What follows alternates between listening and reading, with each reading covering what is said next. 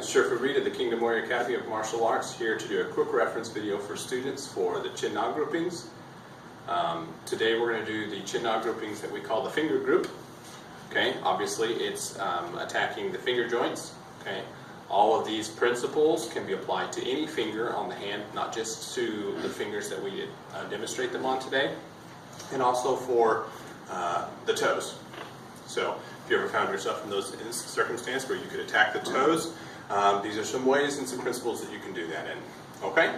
So the first one we're going to demonstrate today is called the bottle opener. So I have a student who's going to help me. The way we practice this one is it starts from a handshake.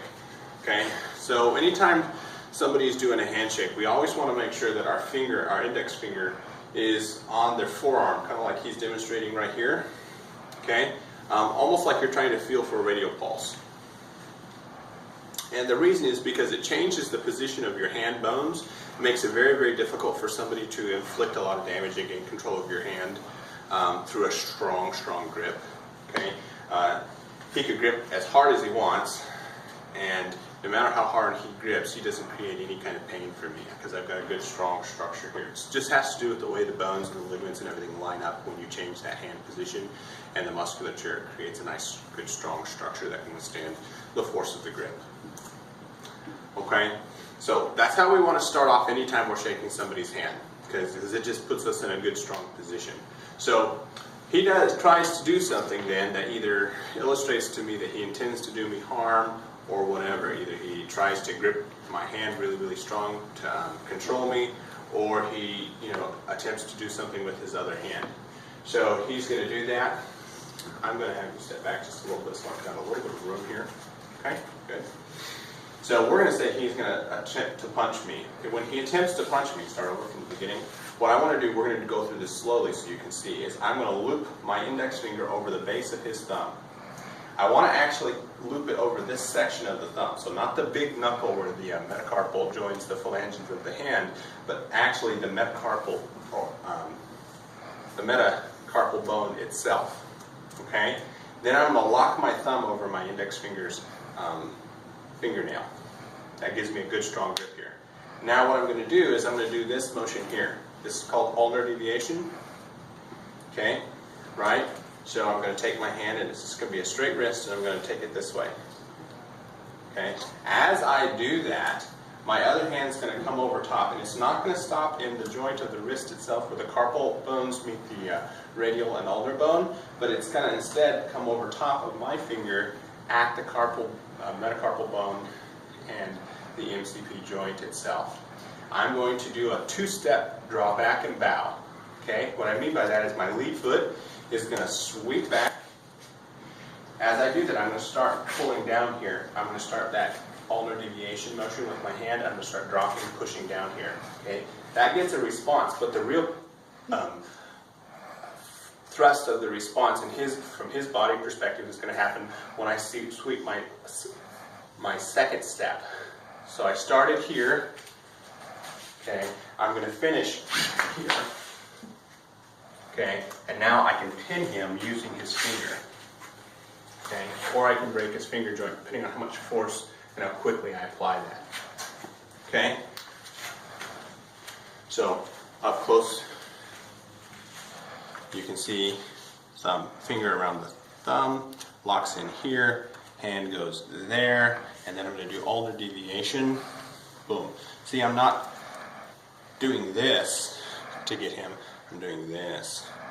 Small circle of motion gets a much, much greater lock on the wrist and the fingers. And then my footwork is going to be my lead foot sweeps back, and my other foot, which now becomes the lead foot, which was the back foot, is going to sweep back, and I'm going to come to a knee. This prevents me from having to really bend over and break harmony, allows me to take him all the way to the ground. Okay? That's called the bottle opener. Okay? Next one is called a cross hand thumb break. Okay? So it's going to be initiated from a cross hand grab. A cross hand grab means once you grab from your arms cross midline. I'm going to start with a cover just like I'm going to do a cross hand scissor, but instead of going into a cross hand scissor, I'm going to come up here and I'm going to drive in with my elbow up into his thumb. Okay? Now, if it's a tall gentleman like he is, then it can be hard for me to get up enough, which leads me to a secondary way you can apply this in order to get the lock. Okay?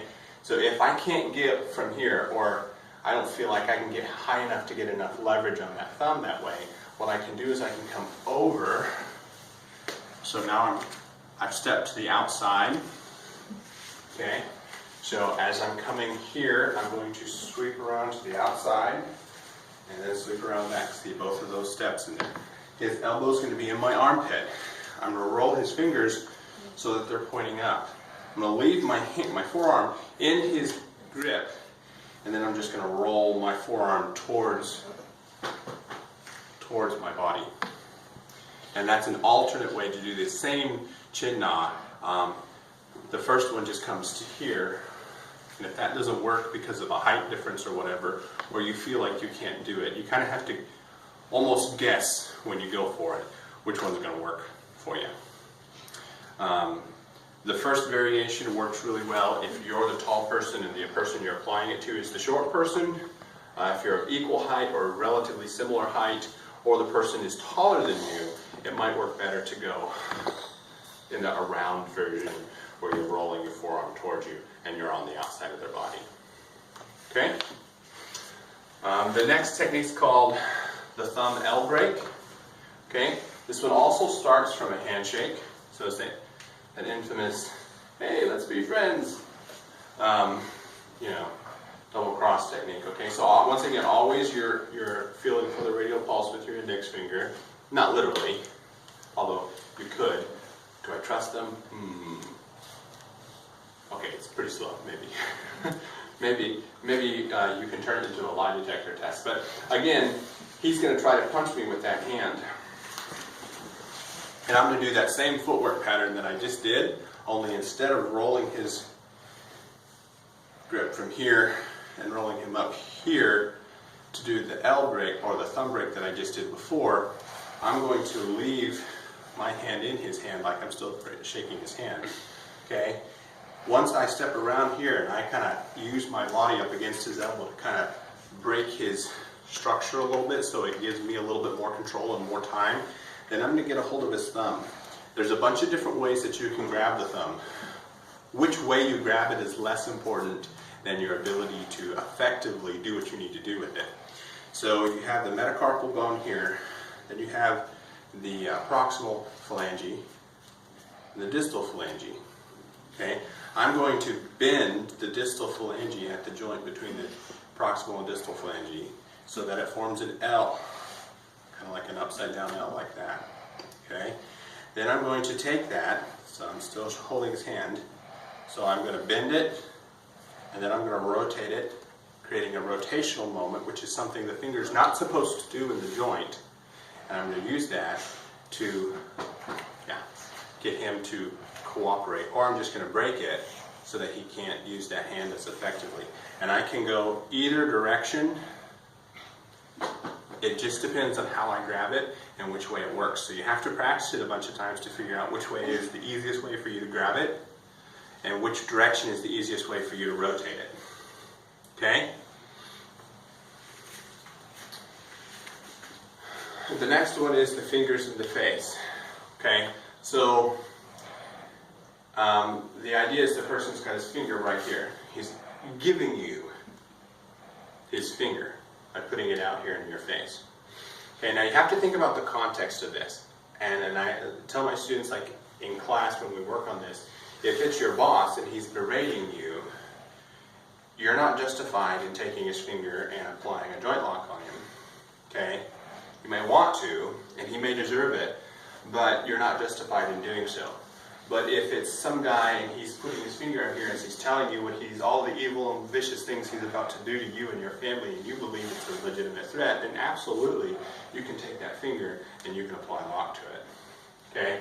So he's going to be putting his finger out in my face. Okay? And I'm just going to take my lead hand. Okay? Whichever way it happens to work out. In this particular instance, my lead hand is here. I'm going to come across like this. So my motion is always going to be like this. Okay?